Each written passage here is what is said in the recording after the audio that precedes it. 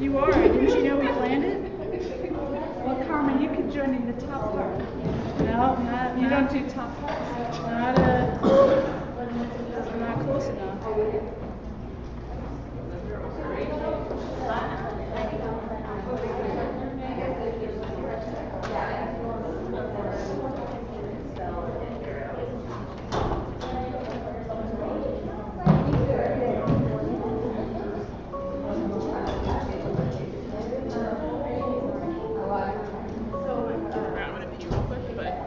I'm just going to stand. Okay. Okay, Karma. Be right back, please.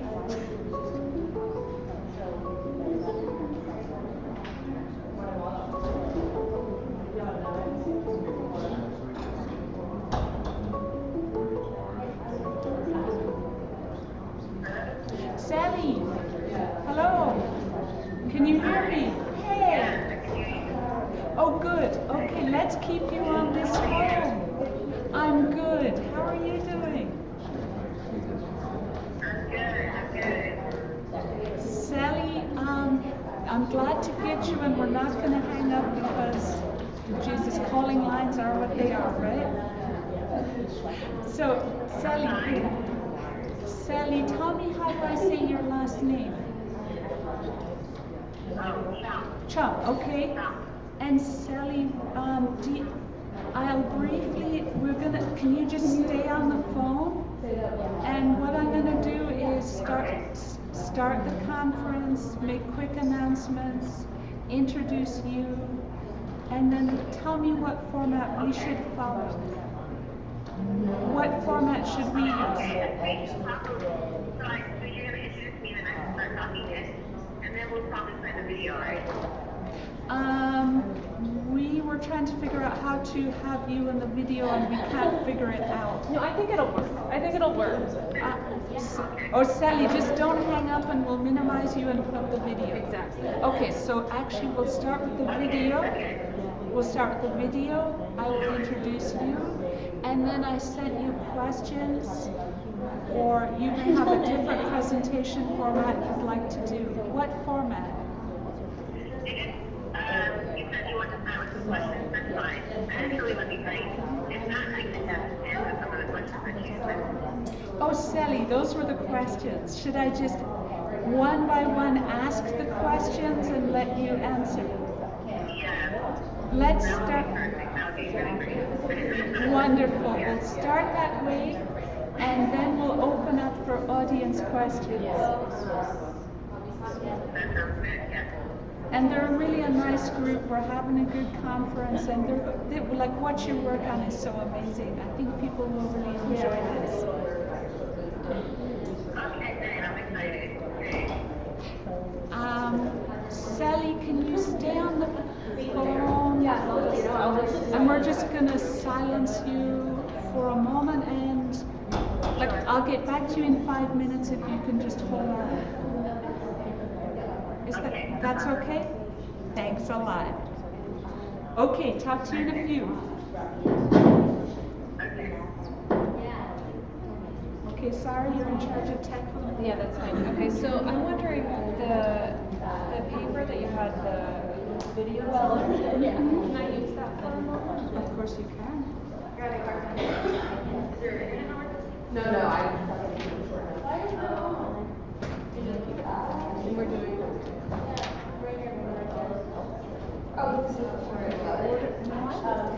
We're not doing these because these are our background. Oh, okay. Is there one that would do it? The only one is this one. Not on record of you. The first one that you used. The only one since we got it. So it's this one? No. Yes, we are clear out. That's the one. And we're going to start it from, it's just a minute long. It's real short. Yeah, we can totally do that. I'm just going to practice playing it right now, actually, to see what, because she's on right now, so this is a good. That's good, actually. That's a good start. Great. We could actually just play it and get it actually, because we need to start. Do we need to start? Yeah, we can get started. Why don't we play it, and then when Karma comes back, we'll do the welcome. Okay, let me get this in.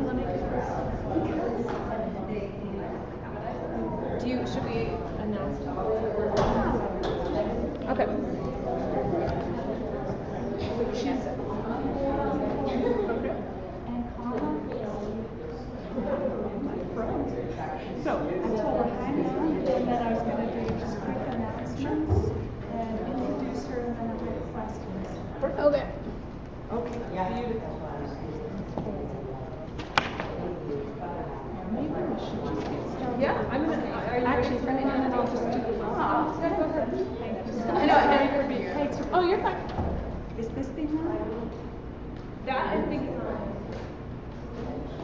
All right.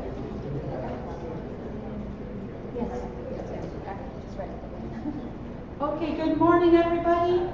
We're going to get started. We're going to have some interesting technical moments because we're Skyping with Selly Thiam, who is connecting with us from Mombasa, where she's working on a project documenting queer histories. She asked us to start with a short video about None on Record, which is the name of the project she has been directing. So some quick announcements. Welcome to day 2 of the Queer Migrations Conference. For those who need ASL interpretation, we have ASL interpreters. Does anybody need ASL? Thank you so much. We also have Jaime Fatas, who would do Spanish language interpretation. Is there anybody who would like Spanish language interpretation? Si alguien prefiere escuchar las ponencias de la conferencia en español, con mucho gusto, aquí tenemos. Gracias.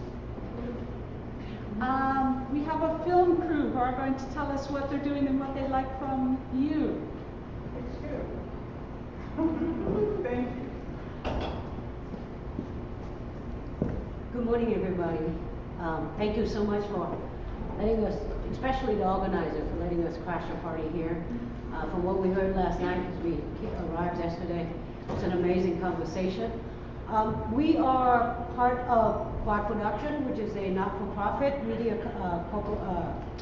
collaborative, and we're grassroots feminist filmmakers. We have done about a dozen of short and 2 or 3 feature-length films. And this film is called Bad Form, Queer, Broke, and Amazing, and we're focusing on the lives and stories of trans and queer people and their struggle for economic justice. We think this is an amazing conference, and we hope that you will feel empowered to talk to us and allow us to film your story and your struggle. Thank you very much. We're here. And the rest of us And we're queer. We're talented. And we're very loud. And when we're not in here filming, we'll be literally just Outside that door, straight out to the left. You won't be able to miss us because we'll be right out there. There you go. Thank you. For those who weren't here yesterday, we have a gender-neutral restroom on the 3rd floor opposite the Picacho room. And there will be lunch after this, so please stay. We have lots of food. We need people to help us eat. So if you need to go wait, collect some food and you can leave, but don't waste all this food.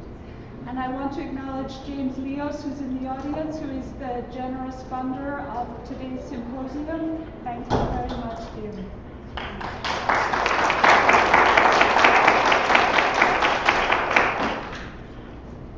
And I want to acknowledge my co-organizer, Kama Chavez, in the front row, and say thanks to all of you. This has been a great conversation, and we look forward to continuing.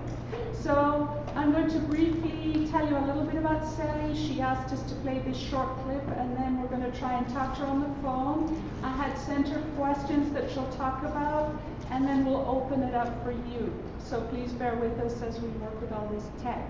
I'm the least technical person in the room, so it's pretty funny. But I have lots of help, so thanks, folks. So Selly is a journalist and an oral historian. Her work has appeared on NPR, PBS, and in the New York Times. She's a producer for the StoryCorps Oral History Project and PBS Learning Matters, and she's been a Carnegie Fellow at the ABC News Investigative Unit. She's the founder and executive director of None on Record, which is a digital media organization documenting the stories of Africans who identify as lesbian, gay, bisexual, and transgender. And we're going to see just a short clip about that she asked us to play. No.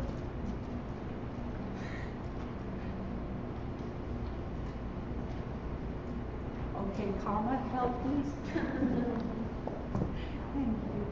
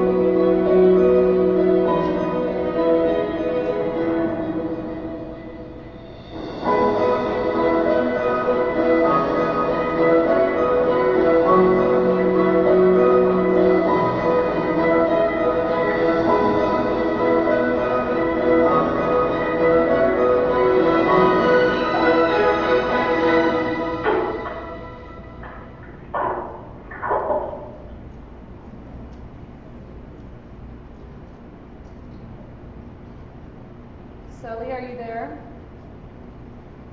Yes, I'm here. Hi, Selly. Good morning. You have an audience of about 20. Hi. Hi, welcome. Tucson says hello to you. Thank you. We have about Hi, everybody. Hey. Can you hear everybody? Hey. They're all saying I hello. can hear everyone, yeah. Hello. Sally, we just saw the short clip that you asked us to play that was beautiful. So let's talk a little about Oh, you. good. Okay. Good. Um, Tell us about you. yes, actually that sounded like it was a clip from a project that we are doing called Year for Africa. So maybe what we can do later is play the actual non-record promo clip, and I can talk a little bit about what that actual video was about. Yes, we can. Some of the projects that we do. We'd be Okay, that glad would be to. great. Because I think, we can figure it out in a little bit.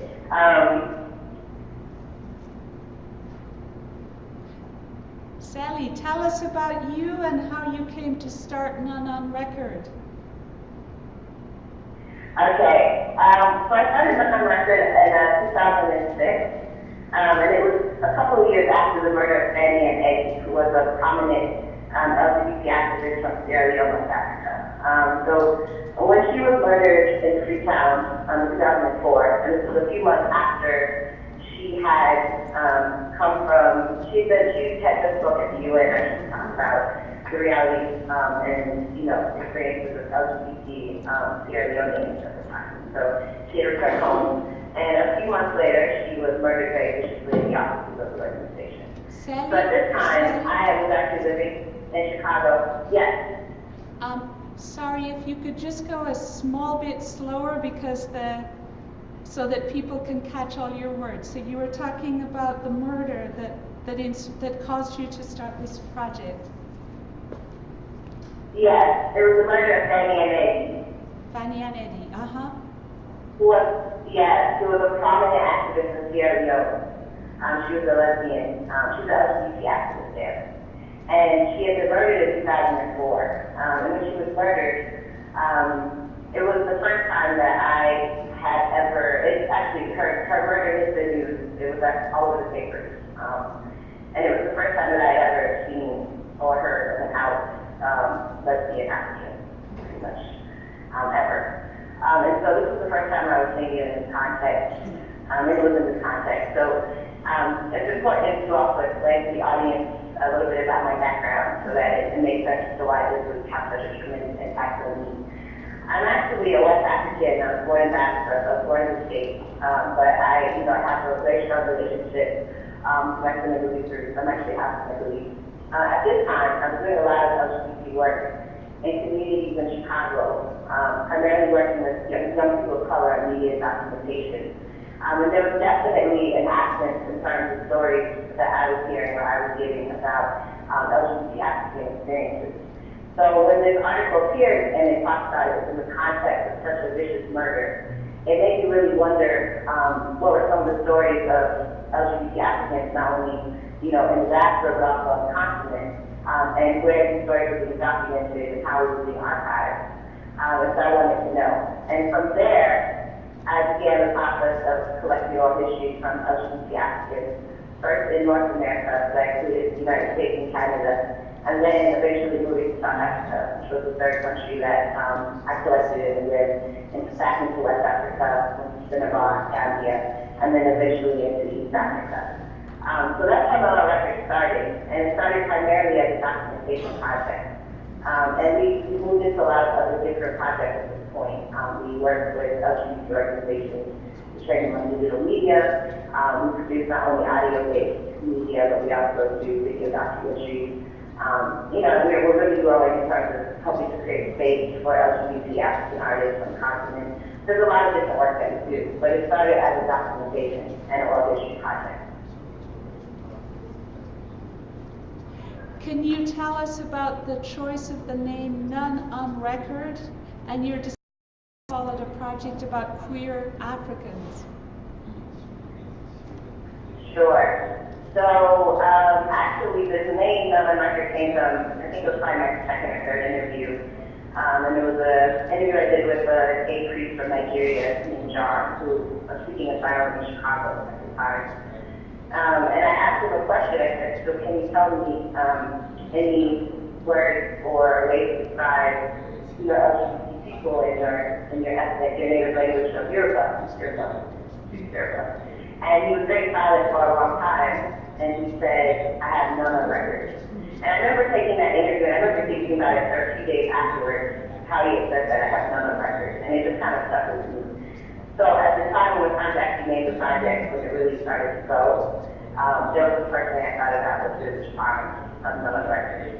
And in terms of using the word queer, that was a bit more difficult because it was something that I felt strongly in terms of my own identity.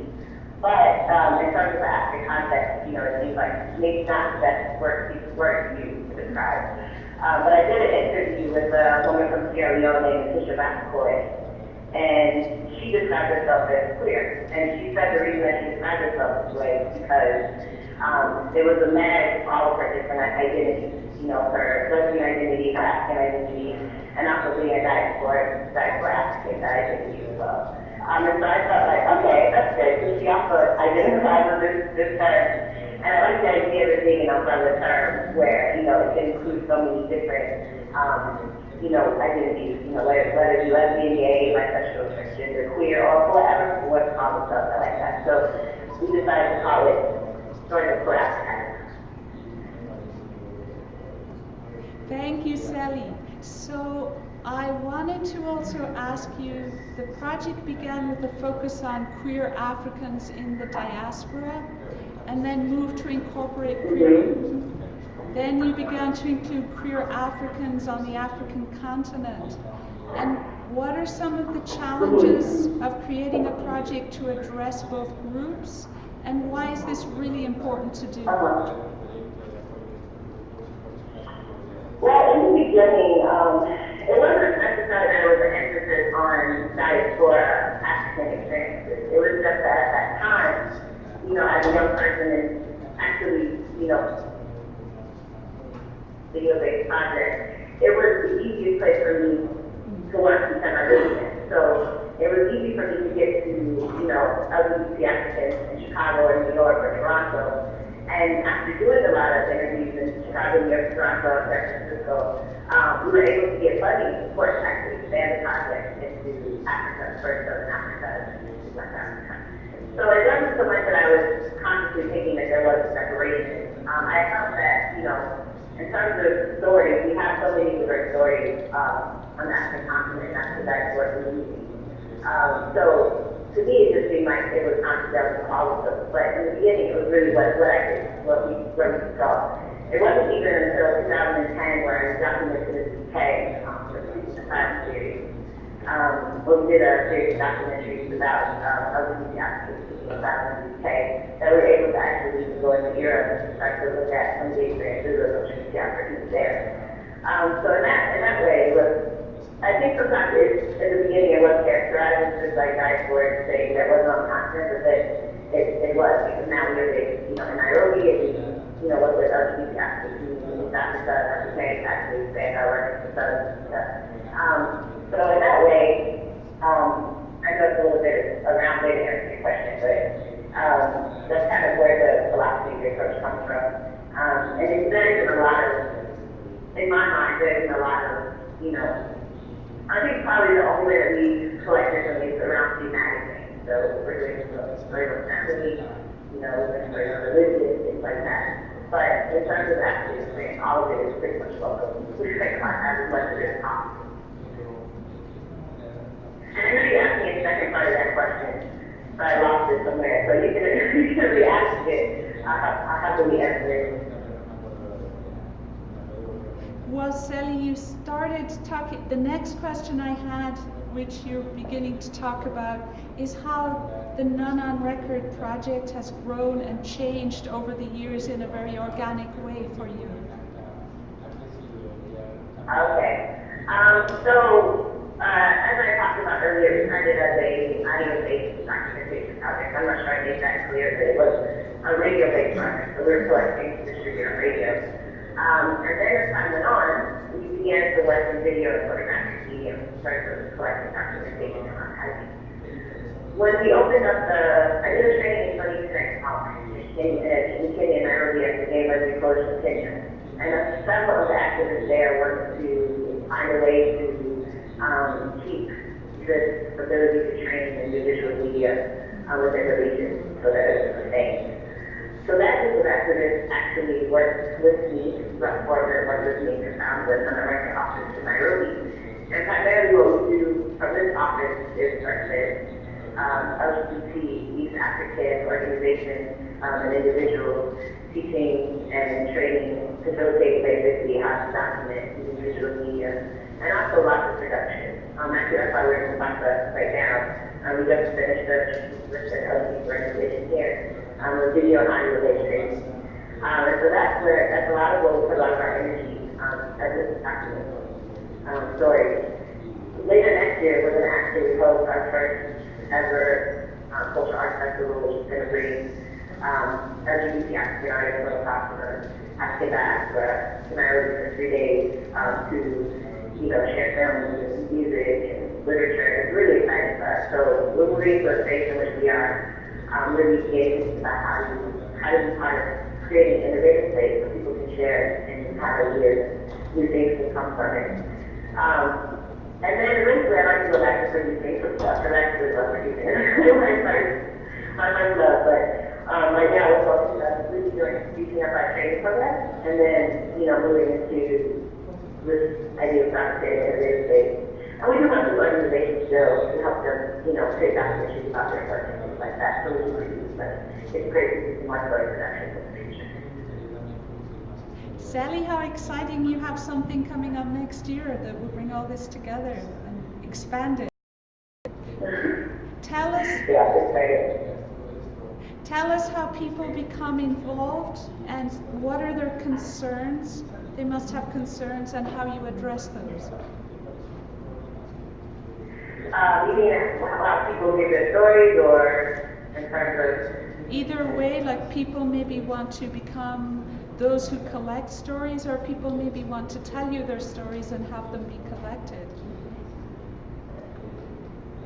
Oh, okay, how do we get connected? So in the beginning, it was a lot of word of mouth, and it still is a lot of word of mouth. And then we have this word known it, so it's a lot easier for us to work with people. In terms of the organizations that we work with and train, we're able to also do story collections when we work with organizations. That's a very easy situation. And sometimes, groups of people are reluctant to share stories, particularly because there's such an interest now in LGBT African community. So people are coming often to collect stories and, make documentaries that people never see again. So, we try to really not have that approach to the work that we do in terms of creating our archives. And so, we like to have people have access. We like to do things that we have to still share. People are sharing their story while playing to support them and learning how to document stories in their own communities. They do their own documentation projects. So it's pretty much how people have gotten involved. We do get a lot of people who do write us, asking us to come and work with us, or to to share their stories, and we try our best to do those things, but, we're a small staff, we're growing, but we're still a small staff, so we can't do everything, but, we are open to trying to work with people to produce documentaries about, their experience. Sally, from reading the interviews with you, it seems participating in the project changes people. How does it change people to participate in this? Well, in the beginning, there was, and this is also to the idea around diaspora, there's a lot of loneliness in terms of being, African, particularly, outside of home countries that are in diaspora. And so there was a really strong community that was built when the project started. Very strong community that was built. And also now, even when we finished Mombasa, one of the people that took part in the training, one of the people that took part in the training, came to us and she was like, later we can do this more, can you guys come back for 3 months, we're like, no, but we definitely thought about internship program in Nairobi. But these are the ways that people often want to participate, and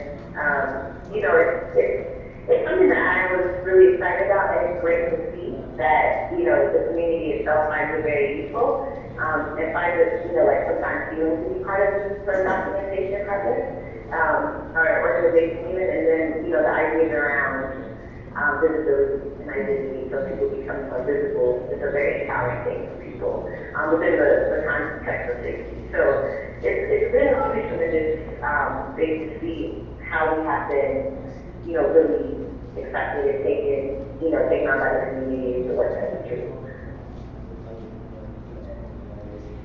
Selly, I want to pick up on your one of the projects you mentioned, which involved working with asylum seekers. Could you tell us about the kinds of issues that asylum seekers talk to you about? Sure. So that was a series, and this would be maybe a great time actually to talk about this. Probably should we do features to asylum seeker interviews there. But basically, hold on just a second, sorry. But basically the UK series was really eye-opening, I think, for all of us to take part in. We in the UK, it was a bit different than when we had done some of the stories that we collected in the United States. Asylum seekers were facing, of course, a lot of similar issues that we've seen before, which was, of course, isolation, lack of access to resources, things like that. Within the UK context, though, we were able to document a story where we went to a place where one of the asylum seekers was given housing. We had not had that experience here, but the government had actually given, or in the States, the government had actually given the asylum seeker housing to live in, and then also a stipend in order to go through this process. Obviously it was very small, but it was much more financial support than we had seen with asylum seekers in the States. And so this was it was also some issues around, proving one's sexuality. That was a very big issue, particularly one of the asylum seekers who was much more masculine than they did. They didn't believe that he was gay. And so there was this whole very demoralizing thing where a lot of his ex-boyfriends had to come in and that reminded my parents this man he was actually gay. And that idea of proving that to the court, which was very human.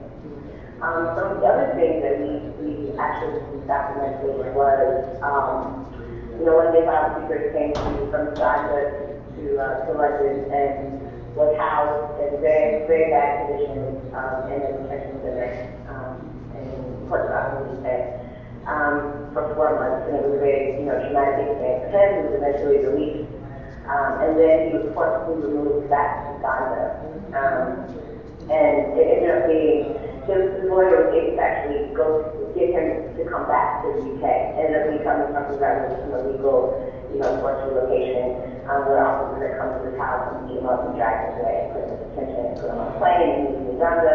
And when he arrived, they knew why he had tried to seek asylum, and that he had been deported back. So he had a pretty hard time when he got there, but he was able to come back to the UK. And I've been, living there rather peacefully now since his return. So, I feel like there were so many issues that came up in that series, just around, the anxiousness of, proving one's sexuality, and just a lot of isolation and loneliness that people had, not being able to return home, which of course is true out of the U.S. context, for, everyone. But in these cases, you're going to see probably a little bit of his story. His trial process was rather quick because he was the first person to come out of national TV in Nigeria, and then was subsequently passed. So his trial process was quick, and his telling of his story in the UK was amazing. But not everyone has had that sort of, easy go. It's actually been much more hostile than I think we had expected it to be. And it's really difficult, just in terms of emotional health, things like that. We've actually queued his story, Sally. Maybe toward the end of this session we'll show it for folks who want to stay and see the interview with that specific interview. It's a 5-minute story and we have it queued. Sally, the other... Okay, sure. Thank you. Talk to us a little about movement between and among countries in Africa, and also movement within African countries by queer people, because there's lots and lots of that, right? Yes, of course, yes. In South Africa, there is probably where you see the most stories coming out in terms of asylum seekers who are coming from African countries into some place that they feel is going to be safer for them. So South Africa has a lot of perspectives with LGBT asylum seekers. But they face so much homophobia when they go. There's a lot of face-to-face violence and then they're having to deal with xenophobia, within the South African context, which is something that many immigrants face, African immigrants face when they go into South Africa. So South Africa probably is the one that's the most documented, and there's lots of people talking about the asylum seeker experience there. So the other place I think is really interesting is actually in Kenya, where we are now, after the Ugandan law was passed earlier this year. There was an influx of Ugandan asylum seekers who were looking for refuge here in Kenya. So a lot of the refugee camps in certain parts of Kenya are actually, there are actual LGBT asylum seekers living there now who are trying to stay, not return to Uganda. And they had a similar experience that's been also documented in South Africa in terms of trying to seek asylum. There's not a lot of access to work. There has been some documentation in terms of people, putting sex work in order to survive. It's hard to, find housing.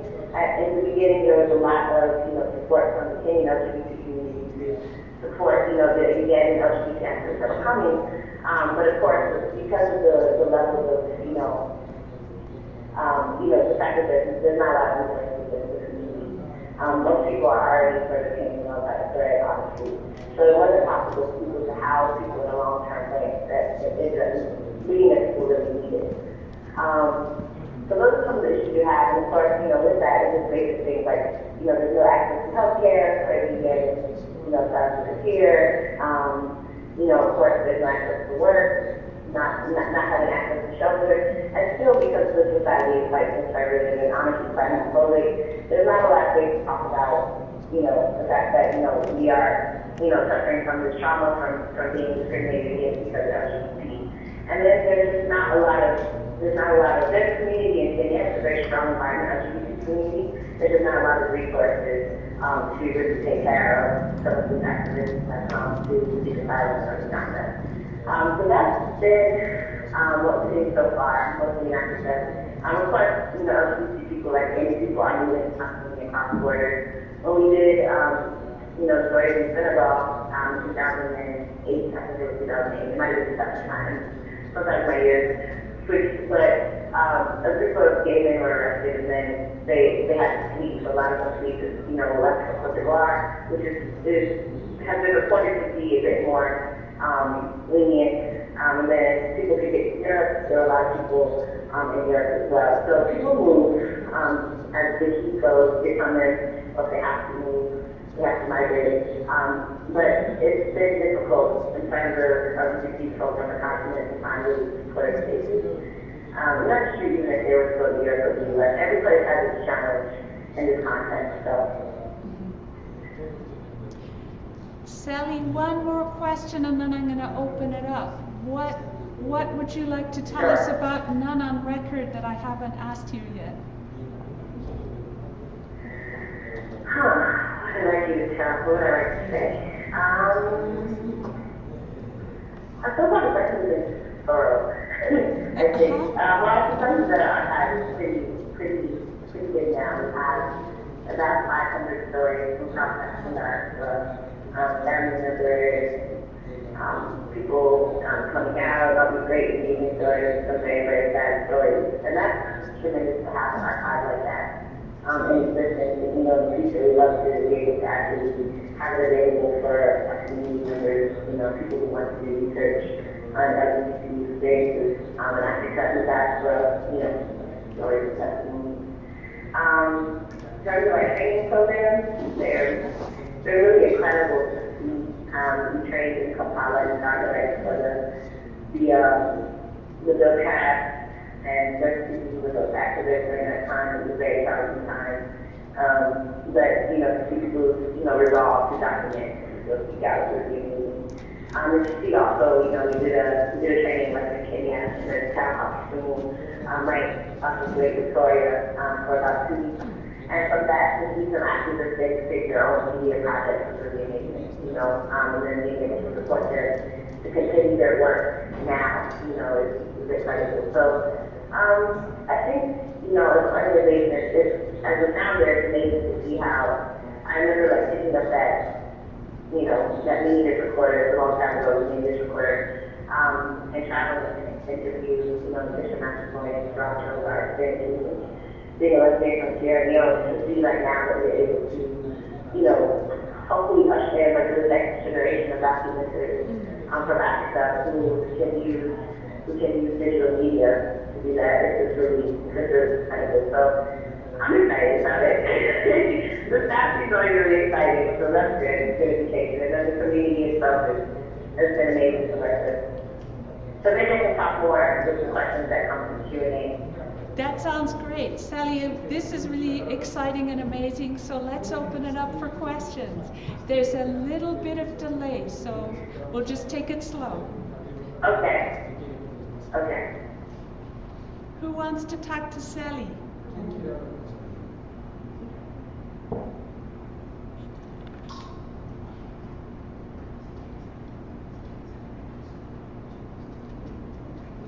Hi, thank you so much for your talk and for sharing your work with us today.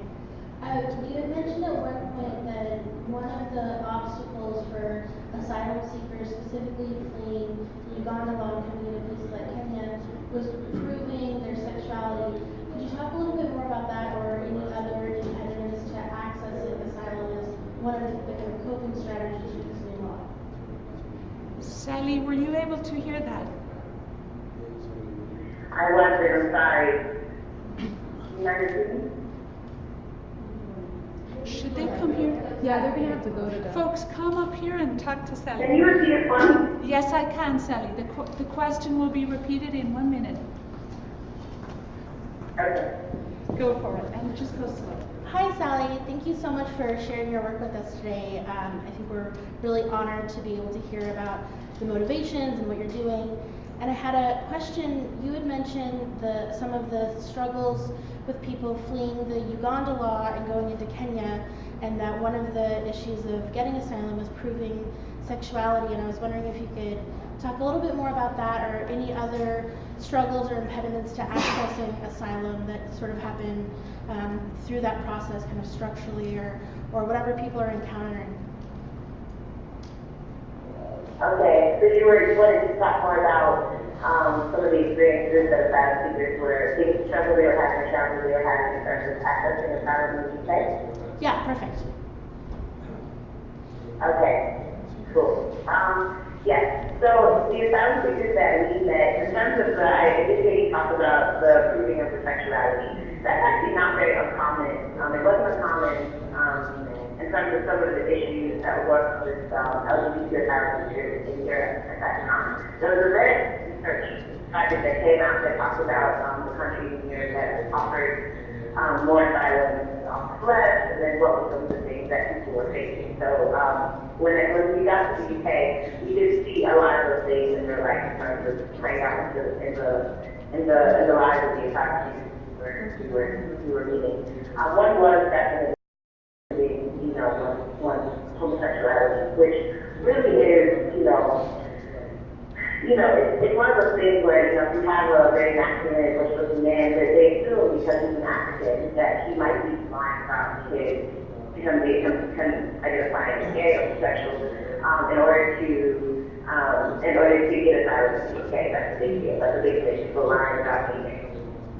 And so, Uche, who was the actual person that we had talked to, he was actually saying, there's one point where I thought, maybe I need to act more feminine, maybe I need to take a handbag, maybe I need to do this, do they want me to, film myself having sex with my boyfriend or whatever, I will do that to show that those images. So this was a very, and he was very serious that he could not go back, and it was true that he's been outed in the paper, so he knew going back would be really serious risk for him in terms of, history. So he was willing to really do anything that he needed to do. The other thing that a lot of asylum seekers faced was that if they were going through this process without a lot of support from people from the country, then it was harder to navigate it and also to treat it fairly. So there was a woman that we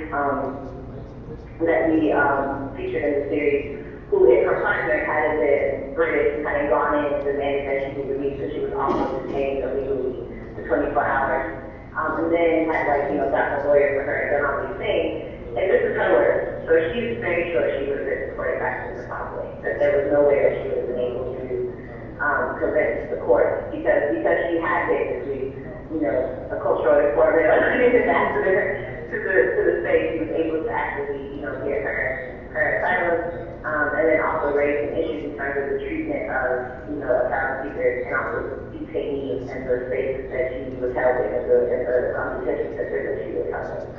So that was definitely another thing. Also, to be credit, they do give support, small financial support to people who are seeking asylum. Yes, they definitely were doing that at the case. But it really was not enough to survive off of, which is like tough for people to wrap their head around because they're like, well, he was getting something. But his life was pretty, he was aware, he wasn't able to do those things, but he was constantly sitting in his room, obsessing about what they could see, and if he was going to be able to, if he was going to be able to leave the country, which he did. I don't know, I think when we finished wrapping up, I didn't think he was going to stay. I was really concerned, but he called once we had already finished and he told me that it didn't happen. He was able to stay in the country, which was really good for us to hear. So there was that. I think the other ones I already talked about,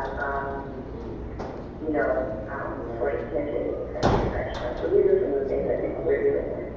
Is there anything specific, anything else that you'd like to maybe talk about to tell you if we had encountered any of those things? Selly, why don't we take another question? So hold on, let's see who else Sure. has a question. Who else has a question? Jim, and I'm going to paraphrase for her. Okay, I just wanted to ask, has there been a statistical database on people that don't receive asylum? How many people have been murdered? How many people have had hate crimes committed against them? For any specific country? For the people that over. So Selly, a question for you.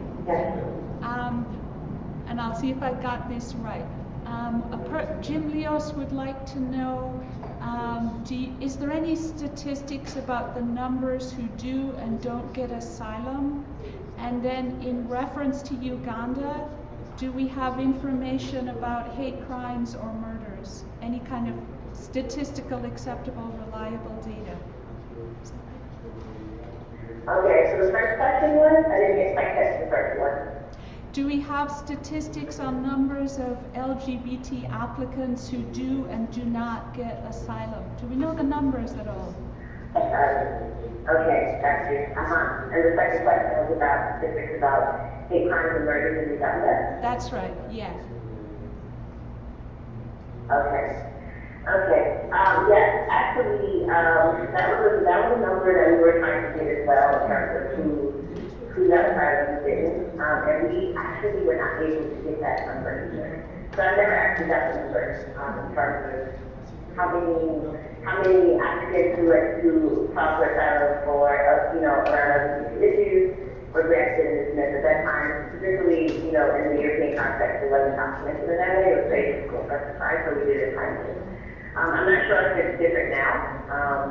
We haven't actually, I haven't gone back to look to see if there's been some statistical research in terms of that now.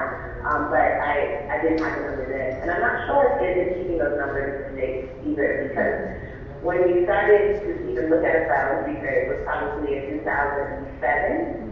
And at that time, it was a very different time politically. It was very difficult to get asylum in the States, LGBT issues, anywhere. Things have changed since, 2008 and Obama coming to office. And it was hard to get people in the States. And the LGBT community even remotely interested in what was going on internationally at that time. It was like almost impossible. But, so we didn't have any numbers then either. In terms of hate crimes, converting to Uganda, I actually don't have the number, but that stuff is probably really widely available. I would check probably SMUG's website, Sexual Minorities Uganda. They release a lot of information in terms of hate crimes and violence in Uganda. They monitor it very well, so they have a lot of information and also do contact with information. Oftentimes they're the first people to speak out when something has been put online that actually is incorrect or inaccurate.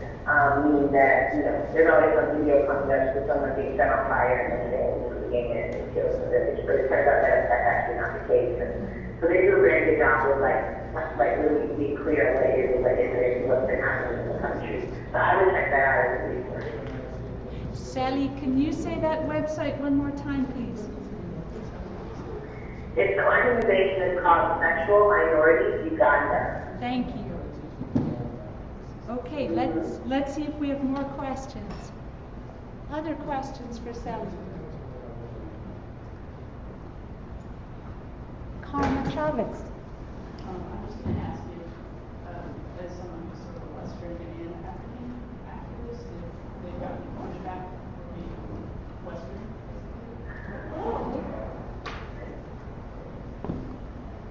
Selly, the next question is, as you as a person who is both Western and African, have you had pushback or reaction to the fact that you are also Western, that you are US born, that you have a lot of US roots?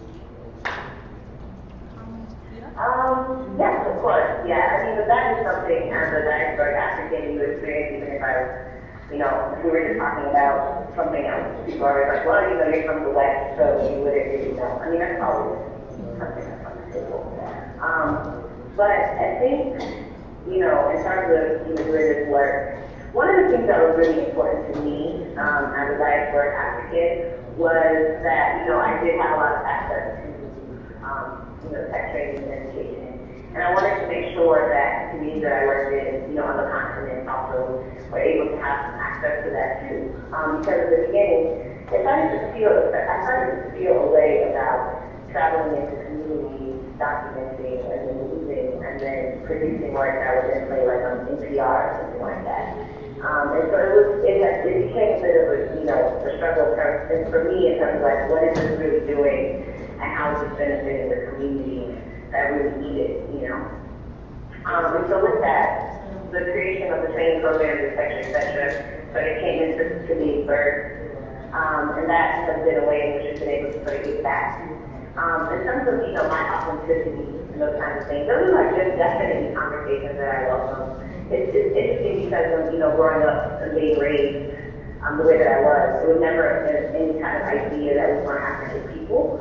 And so my experiences with people telling me that I am actually not an African person, it usually comes from African people. And so it's always like a bit of a weird, thing to have to navigate because it's really a way of how people decide to do their identity. So I have those conversations quite often. We talk about, what is it really mean to be African? This is a conversation of African. We have about what does it mean to be African. And the idea is that even though in terms of sexuality and gender, gay men seem sometimes to be un-African. And so when you have a gay man arguing with you or a lesbian woman arguing with you or a queer person or LGBT person, however it is, it's like arguing with you about the authenticity of Africanness.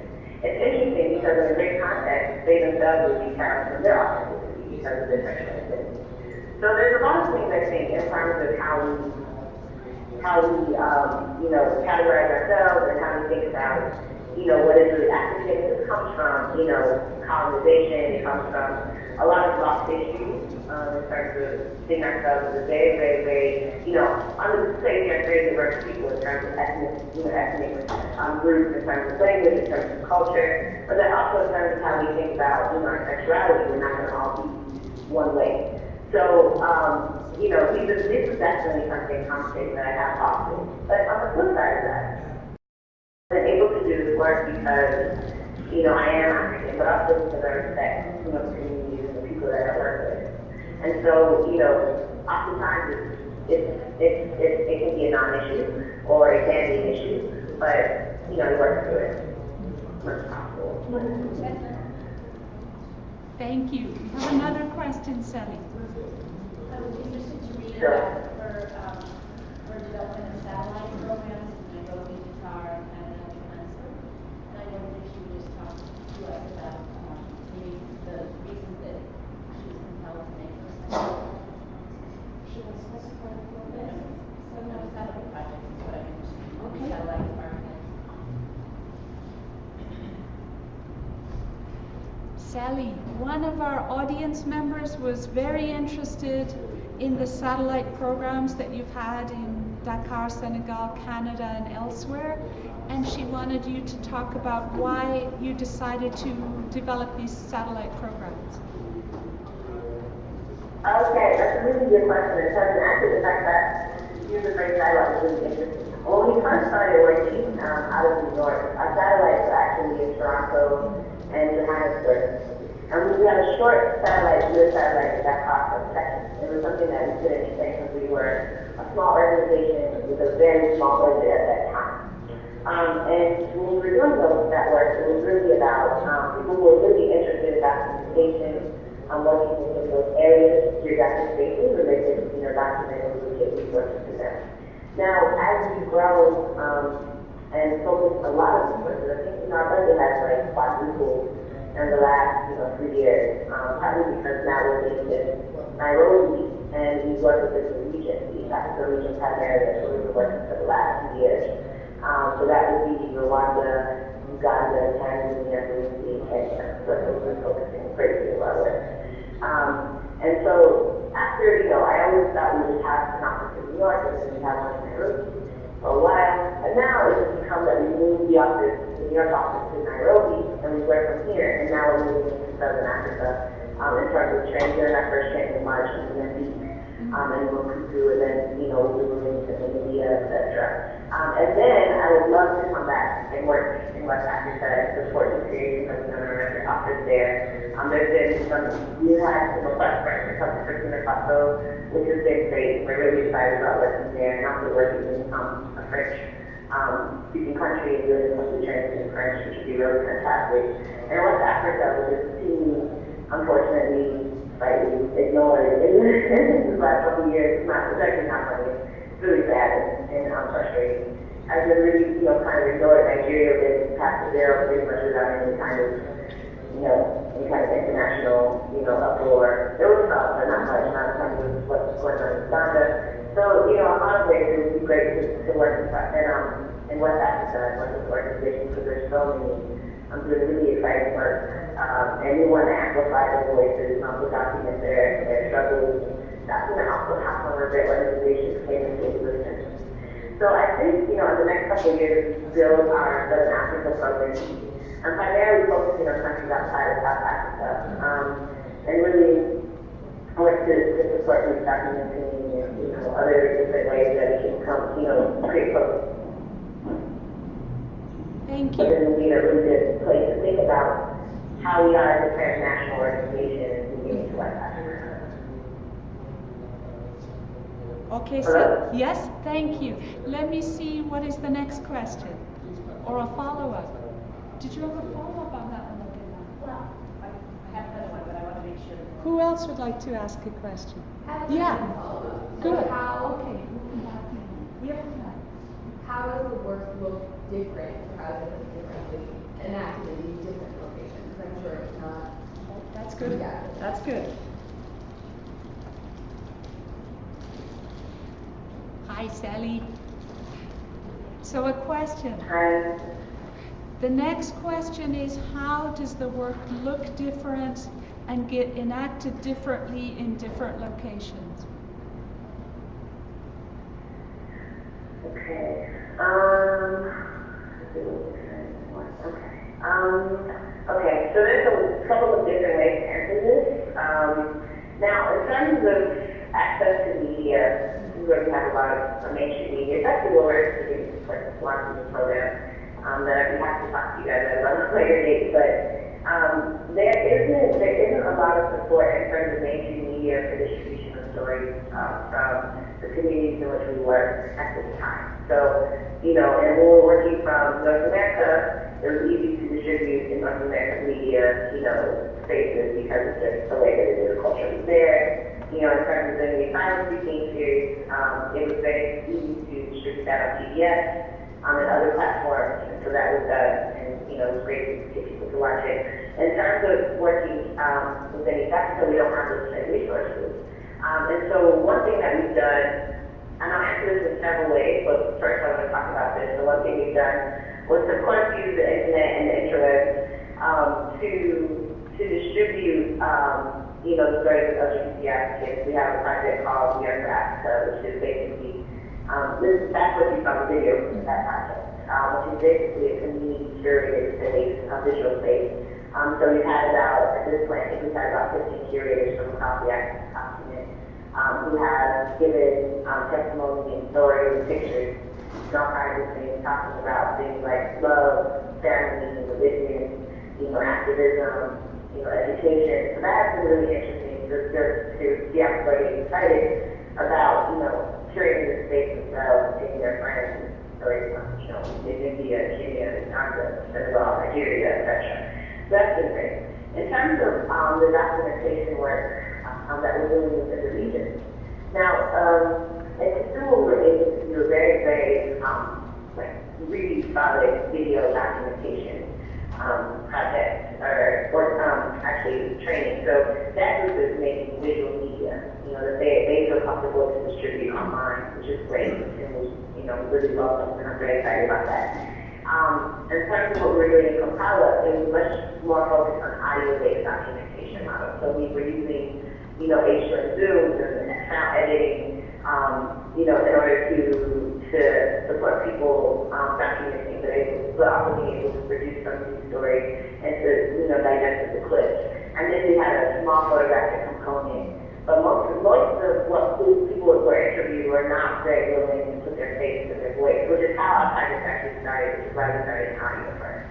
So in that way, the audio-based documentation is going to be a bit more usable in that context.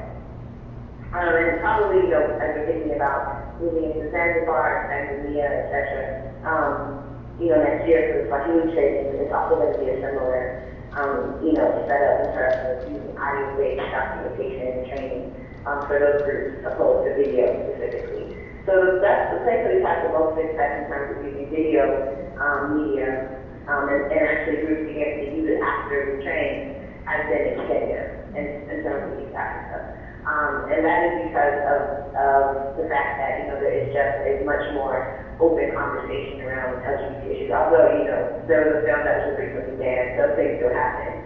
But, this is a space where you can still get, you know, people openly who are not, I just like LGBT openly disagreeing, you know, about, you know, homophobic, like saying, like, you know, these things shouldn't be in our society, like people say that. Or, you know, they'll have, you know, Giovanna Wainaina and Eric Tarion, you know, on television talking about, you know, LGBT issues, and I think that's pretty interesting, and because there's something happening here and things are happening in a lot of places. So here we can do a lot of visual media, and we are really looking forward to doing more of that. In terms of how it's looking in terms of doing Southern Africa, we're actually supporting a fairly large LGBT organization in Mozambique who is developing a campaign to become legally registered, which is something that happens a lot for LGBT organizations on the continent, where they can't become registered under, you know, what they actually do. So a lot of times they're unregistered organizations, which affects them in terms of funding support and things like that. So we're able to actually come in with a lot of media to help to support them, build media around the campaign to demand their registration. And so also to the point around training, last thing I'll say about this, a lot of the times when we go to train organizations, it's not so much us just showing up and saying, hey, you know, we're going to teach you how to do this video work, or we're going to teach you how to do this audio-based documentation. We do have an RFP process. So groups do apply. So every time we do a call, which is about twice a year, we get 15 to 20 applications from organizations and groups that are not necessarily organizations around East Africa who would like us to come and work with them. And when they do that, they actually submit a sort of a proposed plan of what they actually want to be trained on and how they want to maintain it and keep it sustained within the organization once the training is over. So a lot of what we do is actually comes from the community space. You know, people design the curriculum with us, and so when we look at these applications, we look and make sure that yes, they do have the capacity to sustain this in terms of what we're trying to do, or this is a good space for us to build capacity for sustaining these skills. Thank you. Did you have a follow-up question? That was good. Adela, you had. Oh, okay. Let's start with you.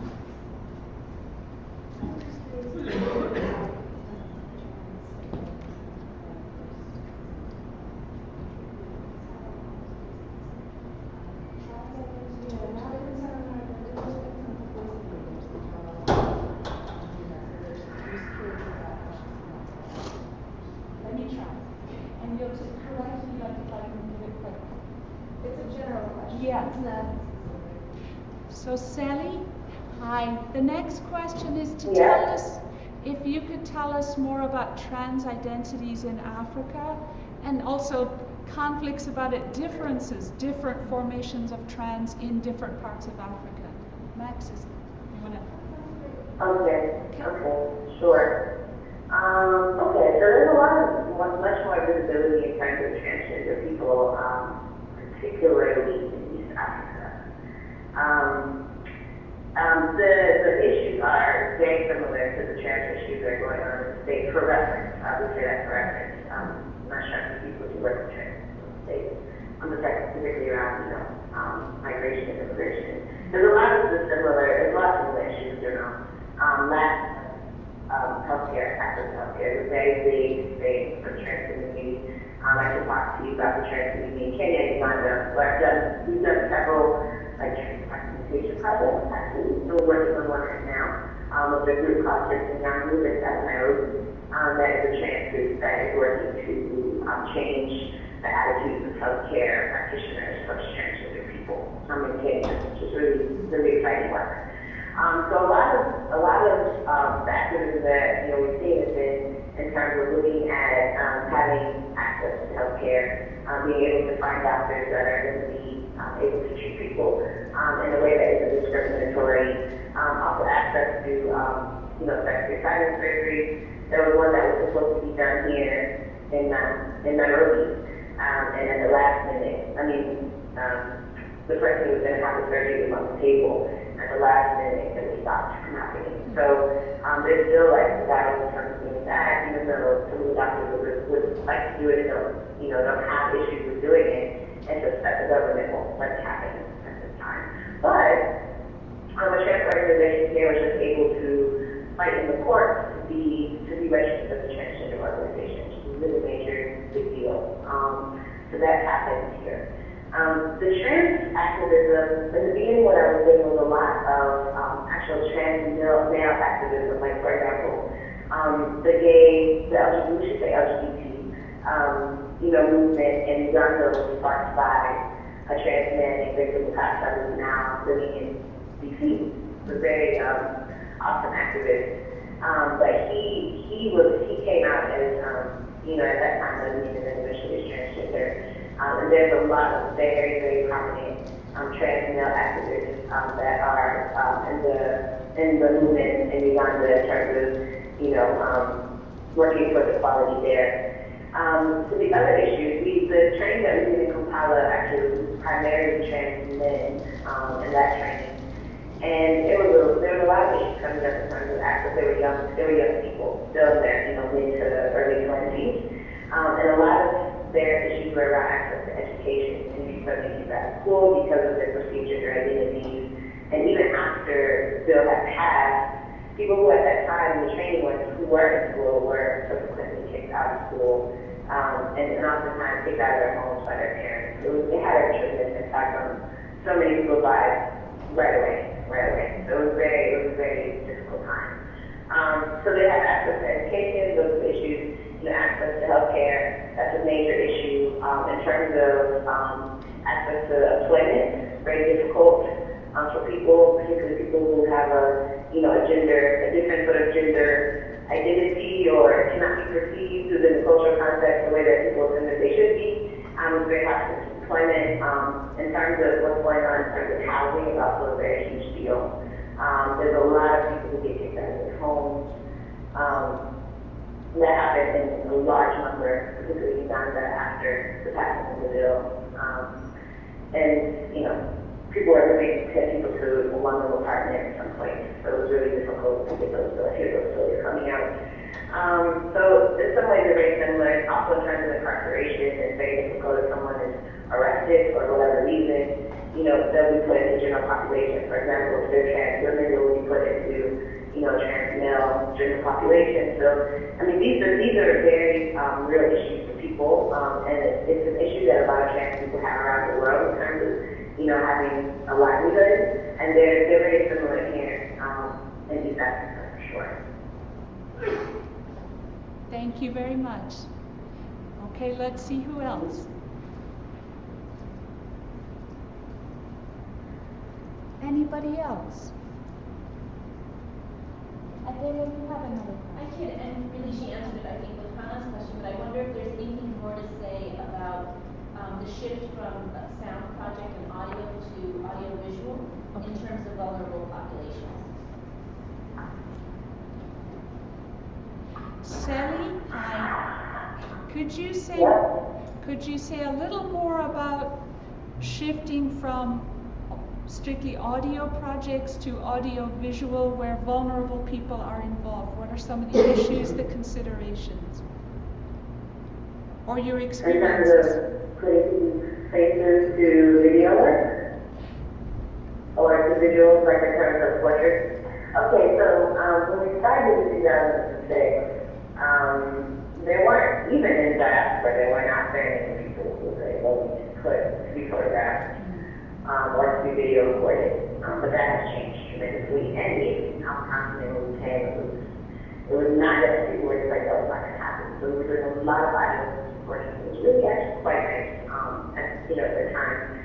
To just, the idea of listening to people's voices and not being distracted by the physical manifestations. I kind of miss those days, but as time has gone on and people have to come on visible on the continent, it's become a lot more common to have people agree to be photographed, to be video recorded, etc.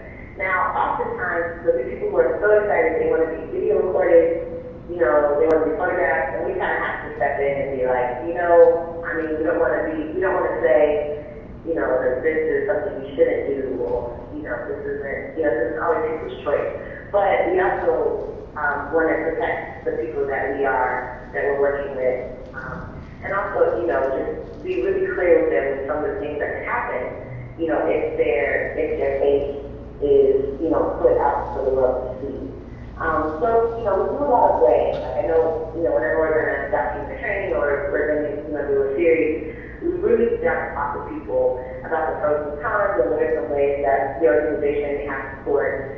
If something happens, is there sort of a security plan put in place in terms of something were to happen? How can we, alleviate some of these things? And some of these things you can't plan for, some of them you can't. We've been a bit different than a lot of, our documenters in the sense that we will not publish something if we feel like it's dangerous. I mean, we had done a really amazing photo shoot in Kampala right after our training that we didn't publish for a while because we were concerned about, the safety of the people involved. And so some of those, even though they were pushing for it all the time, which was mind-boggling, like, this is really quite dangerous right now. But, people were they don't want to be silenced, and that's amazing, and that's their choice. But we do take very special care and precautions. Other questions for Selly?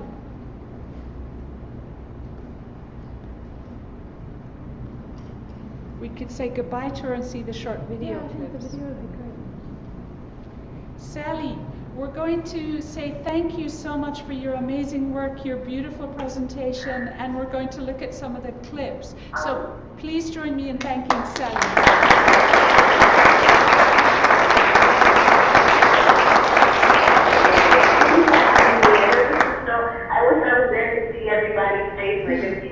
But this is what we can do, and I'm really happy to participate. So thank you so much for the invitation. Sarah is going to send you pictures of all of us, and we say thank you so much, Selly. It's been wonderful to talk to you. Okay. Bye-bye.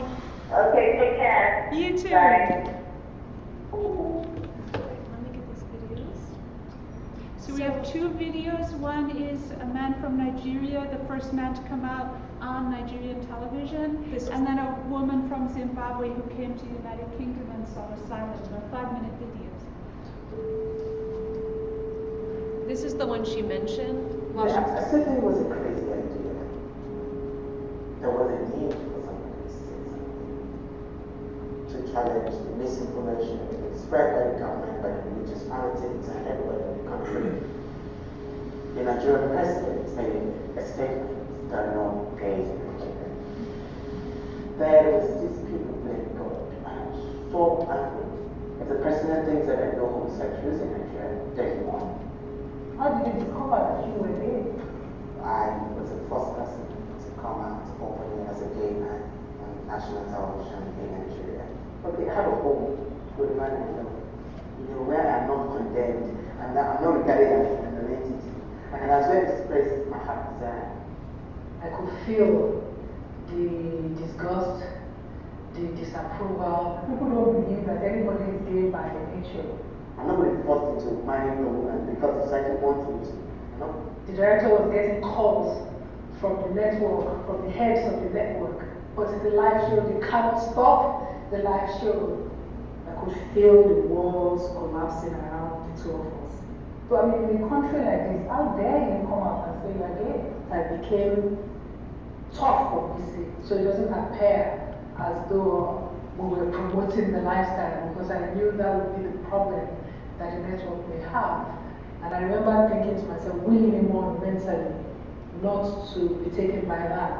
My sexuality is just a small percentage of who I am. It's not my totality. By the next day or so, I got the letter from the network yanking the show off air. I never saw it coming. I certainly never foresaw that it would be physically harmed. When I opened the door, it was a slap across my face. I just went blunt. I was tired. My boyfriend was tired, and we constantly beating. I felt something very cold to my head. The guy said, "Let's just get rid of him and go." And I just said, "Okay, that's the end." My neighbor knocked on the door. She went back to her house. My dad took me on the side. And she went to the bank. She collected all her savings, everything original in the bag. She collected everything. When I walked away, I didn't expect it. I was just dragging my bag around in London all by myself. I did feel guilty. I did feel responsible. I always felt responsible for this. When his asylum case came up, I mean, if it had meant walking all the way to London to speak on his behalf, I would have felt that I needed to. I went to Home Office to claim asylum. I was granted 2 weeks later. Because according to them, there were evidence to show that you've done so much and what you've done will put your life at risk. And so there's no point in us arguing a case against you. People misunderstand the issue of asylum. BC wants to come home. BC wants to be able to go dancing in Lagos clubs. He wants to come home, he wants to eat body on the streets. So BC is an extra. He was outed in university. But I mean, he could have denied it. You didn't choose to come out openly. The choice was taken out of your hands. You did this for a purpose. Right. Maybe it's because of now. It could be because I have a mission for the foundation. What is your mission? Yeah, to have number one, to have a society in Africa. Permits me to use that word because there's so much belief about Africans, but a society in Africa where people are not discriminated against based on their sexuality. At work, at home, in the school, wherever they go, so even in the church, they are free to express themselves. I keep thinking that one day I will be saying to my grandchildren that do you know there was a time that if you came on television and said you were gay, you would be missing within an inch of your life. And my granddaughter would say, no, Mama, no. Because she would not be able to imagine that that sort of thing ever happened.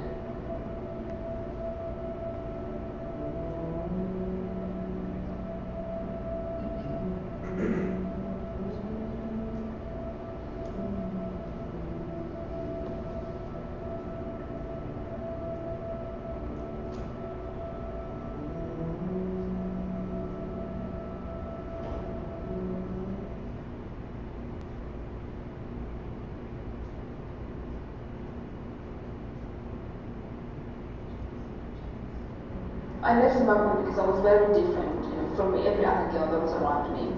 I kind of knew there was something quite not right about me. I live on the Isle of Wight. It's really, really beautiful.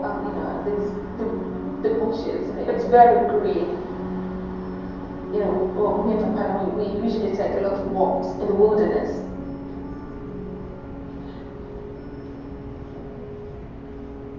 I had my first same-sex experience when I was about 10, 11, and unfortunately I was caught by a family member. So I was really punished badly. So I was aware then that how I was and how I behaved was not considered to be right. The more I rebelled, the more I kind of got either beaten up or punished, grounded. So I needed to leave and I needed to be somewhere. So I came to England and I got in a university. I arrived in the UK in May 2001. I had to seek asylum because I couldn't go back anyhow because I was already very much out in the UK. I was already involved in human rights and I was already writing in magazines and some newspapers. And so a lot of people already knew that I was very much out and very much lesbian. Even at home, my own family were also having problems, and some police can be sent to my house and saying, why is she writing about this? Why is she writing about the president in this way? Or why is she behaving this way? So I knew that I couldn't go back at all. I knew that with the way that Zimbabwe is currently, and the laws and the attitude of people, I knew that it wasn't going to be a place for me. So I needed to seek asylum.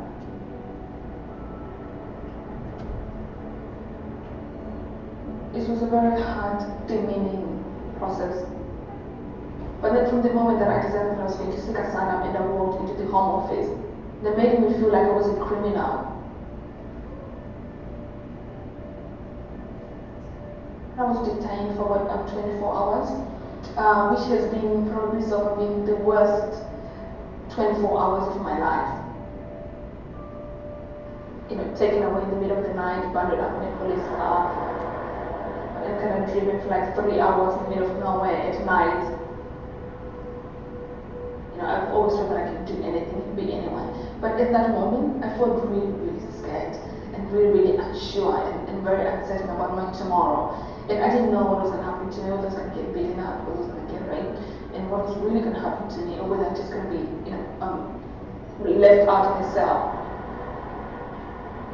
I remember in the car, especially when we were driving to the station, I was with a girl who was from the East, and she couldn't speak any word of English. She was crying and just, you know, it was so painful, and I was trying to explain to her that it's fine, and you're gonna be okay, I'm here. But she didn't even understand me because she didn't even know me, and these people were just bundling this young woman and kind of, you know, just treating her like she's a dog. So when I left that center, when I came out, I was stammering. I was having nightmares and I couldn't sleep, and I was angry, and so that is, you know, that is the effect of what happened within just 24 hours. So you can imagine, to someone who's been there for a year or 2 years, you know, the impact of the effect of being in such a place. Asylum seeking was always termed as a negative thing. It's kind of scary things. Asylum seeking, educated asylum seeking, community asylum seeker, a criminal asylum seeking, doing drugs. And it was always kind of termed with the negative things. So I think that's probably why it took me so many years to even seek asylum and say, hi, hey, you know, I really do need help and I need protection because I'm lesbian. Anyway, but now, you know, I don't see asylum seeking as negative at all. People who seek asylum, they're very strong. They've been through a lot.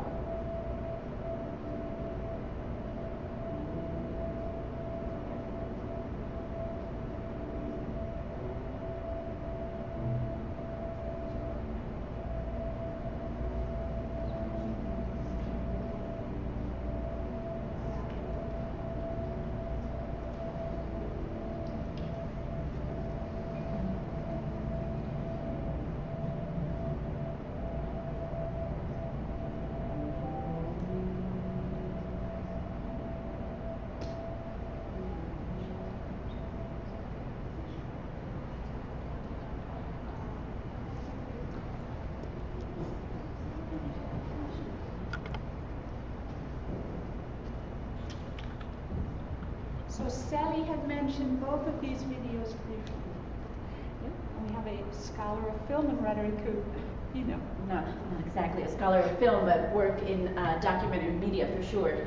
And I agreed to facilitate any conversation that we might want to have around Bisimi Alimi's story or Skype to Nivimbo's story, Bisi's story from Nigeria and Skype from Zimbabwe. So I'm really here just to help the conversation along. And as you might formulate questions, one of the ideas I had coming out of yesterday's meeting in the interview with Garma and Jamie was not only about the participatory ethos that I was really interested in asking Selly about, but about access to these stories, in particular around vulnerabilities. And Jamie had invoked the Plateau People's website and Mugatu, and I'm really interested in and would love to know if anyone has thought about the ways in which these archives could be structured so that they have a front access and a back access that actually disallows certain populations as designed from within to access fully the videos or the audios, or maybe even just accessing audios instead of videos. So there are ways, I think, that we can be imagining how to make these archives, video and audio archives, accessible and also restricted. But I don't know of any that are doing that beyond the Plateau peoples using the Mugatu. Anyway, questions?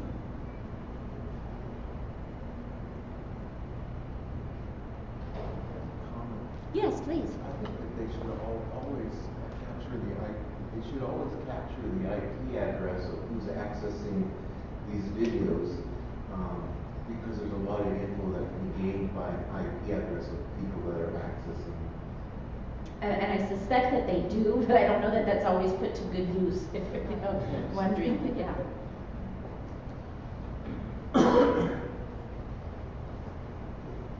Around that question, I mean, I think the stakes are so high,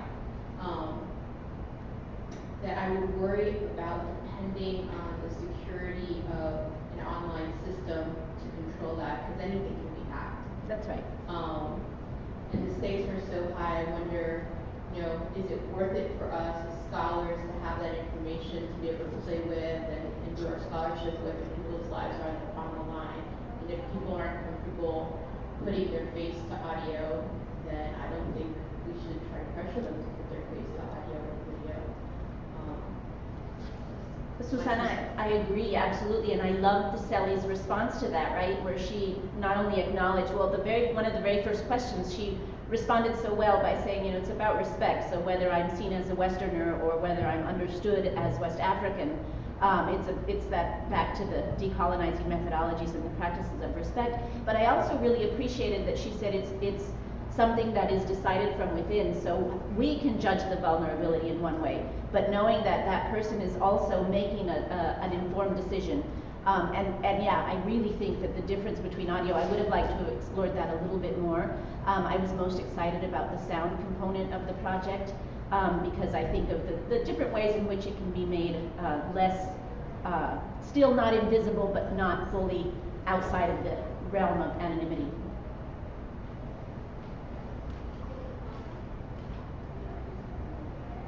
Just a follow-on, it seems interesting to me, and I wish we had her back on the line, because now that I've seen them, I'm really interested in a print version, and the ways in which print versions might circulate among people who want to seek asylum as resources for how to construct a story, but also languages, and just thinking about, the vast range of languages.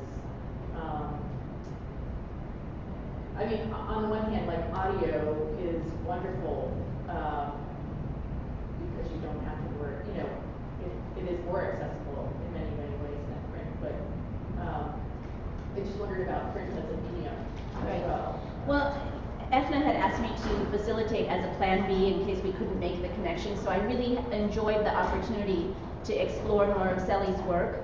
And there is, when you go to None on Record when it's up, and I don't know if it comes down as a result of production issues or if it's political issues or both, but None on Record actually has a lot on print, and I suspect that it has a kind of outreach pedagogical component to it. A kind of she started in Chicago as an organizer, so I think that ethos informs what's up in print. But I was really interested in the satellite offices as well, or the satellite, not offices, but projects, and wondered about dual or multiple languages there. And honestly, I don't know. I haven't had time to explore all of them. But I think Nairobi is the last, most recent office, so that might be the one to look at. I have both a question, I guess, and a comment. So regarding the question, I couldn't help, being a linguist myself, I couldn't help but thinking when the video said that the girl sitting next to her couldn't really speak a single word of English. I couldn't help but thinking, what is the status or sort of the socioeconomic status for these people who have access to the refugee status. For them, it's really sad that home or transnational mobility becomes both a privilege and also a curse, that they cannot go back home. At the same time, so my question really is that what are we doing, or what are they doing really trying to reach the audience who are in the extreme lower social economic class, who probably don't even know a single word of English? How can videos like this even reach them? And the second comment really is that in a lot of developing countries, it seems that the internet, computers are less common than cell phones. So I wonder if anything is being done to get the message out through other mediums such as cell phones rather than the internet. In fact, I guess the Pew's latest report on usage in terms of internet access is that in fact communities of color are outpacing white communities in the use of cell phone technologies, and I'm quite sure that Selly uses cell phone for outreach purposes and organizing purposes. And of course, I would like her to be here instead. But I don't know. But I know because of her history as an organizer, I want to suspect, but again, I can't be sure that she is doing the kind of outreach on the ground that you're concerned about. Just because studying her work a little bit, I have that sense from her that there's a real awareness about sort of the different levels of mobility and accessibility, and that sort of transnational awareness. But maybe that's something that you want to. Okay. Hi. Hi, Jaime. ¿Cómo estás? Bien, y tú, as an interpreter, I sometimes interpret in the courts, and I interpret in jails and detention centers. And I've interpreted many times for queer detainees, people who are in prison, LGBTs, and so on. And a couple of points that I think might be interesting to keep in mind when preparing projects that document experiences. And those are that sometimes we have people who come from cultures that don't have a literary tradition, they come from oral tradition, they have people who come from tribal societies, indigenous groups, who are culturally very different to us. And also there are issues that have to do with literacy. The means in which we transfer information and the ways in which we do it are many times foreign to this individual. There are many cultural gaps. The way our system operates is very different than the way the systems operate. So there is a very important education component that we have to address in order to be able to bridge the gap effectively with these populations.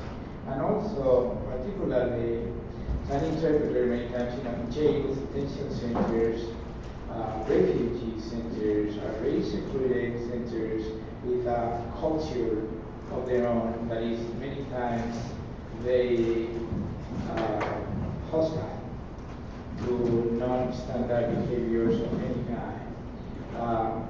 Going out, speaking up for your rights, trying to assert your individuality and your personality can have devastating effects in those communities because it is used against them. Sometimes when that happens, when you are out and then you become a detainee or you are arrested or detained for whatever reason, and then that community gets wind of your identity and then behaviors and discrimination. So I think that's important. Those two aspects I just wanted to mention them based on what I've been able to observe and comments that I had to interpret from people who actually have suffered through those circumstances. Thank you, Jaime. In fact, I think those are really important issues, and there's a sexual literacies conference in Dublin in June, and I think some of those issues are very relevant across cultures and across languages. But I wanted to just highlight the work for a second of Saskia Wairinga, who talks about post-colonial amnesia, and she's actually looking at exactly what you were getting at, Jaime, the ways in which sexual histories, gendered histories get differently erased and invoked in the post-colonial context, and questions of modernity and how that influences how stories are told and retold and forgotten. And then remembered. So Saskia Wairinga's work might be helpful there. But the last part about language is really interesting, and there's a map I would point people's attention to. It's I believe it's a PBS map, but it's a map of two-spirited people around the world, and it's an effort to intervene in the kind of post-colonial amnesia that I think Wairinga's writing about, and to reclaim sort of fluid sexualities and genders outside of Western frames and binaries. So that map might be of interest. Thank you. I think the issue here, putting those last two comments together, is that when we're making claims for asylum, we need to, if the claims are to be effective, they have to be in the languages and the categories of the state. And so the challenges of speaking to the state in those contexts, we can have larger critical work, but if the law says this, you need to kind of frame your argument in the confines of the law. And if you come from a culture where you don't necessarily identify in a particular way, or if you do identify in a particular way, but it doesn't, you look too masculine or you look too feminine, and the state doesn't read you correctly, you're not going to get asylum. Right. Susan, I think that's really interesting, and in fact, I just had a conversation with Wendy Hesford about exceptionalism and invoking it and it being imposed on one too. So she was looking at, of course, at Malala, and looking at the ways in which exceptionalism was functioning both for her and against her, but also her own engagement of it and invocation of it. So it's interesting, and I suspect, and I know that Edna knows so much more about that than I, but the idea of using the language of the state, you know, that is so often oppresses one, though, to make interventions on one's behalf in terms of asylum. I think it's a both and, you know, approach to that surveilling and disciplining discourse.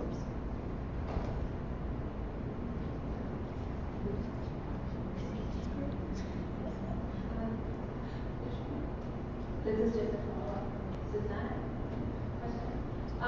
One of the things I thought about when we were watching these videos is that both I've seen in the idea of the videos on the political side stuff, they might be different, but something I thought about was that both these individuals had come out very publicly, and that had helped them in their migration process. And I don't know what it's like here, but there's a big discussion in Europe in ways that people are not necessarily outed in media, but they go to media to get exposure, which means that you can't do things back because, well, you're so publicly out. But I would be really interested to hear about asylum seeker claims that have been rejected from people who didn't necessarily have that exposure. That would be really good. I realize now it's not question, but it's just a thought that I had when I was watching these videos, that these are not necessarily the usual refugee claims I'm thinking anyways. I think most asylum seekers will not have that kind of exposure that would help them with their claims. The other thing I was thinking about when I was trying to speak was that there's a PhD student in Norway who's looking at well, exactly that. How do you structure your story? How do you produce your story to be intelligible to the migration authority? And she has, in her interviews with migration officers, she has found that it's very much about what's inside. You're supposed to bluff. You know, sexual acts don't count. That's not real. But you need to show that you're in love with someone. You need to show that you actually have identity. And how do you do that? So even if you say that, you know, you were found, or someone found you and you were in the middle of these particular sexual acts, that doesn't really count because that doesn't show that you are, you know, you don't have particular sexuality.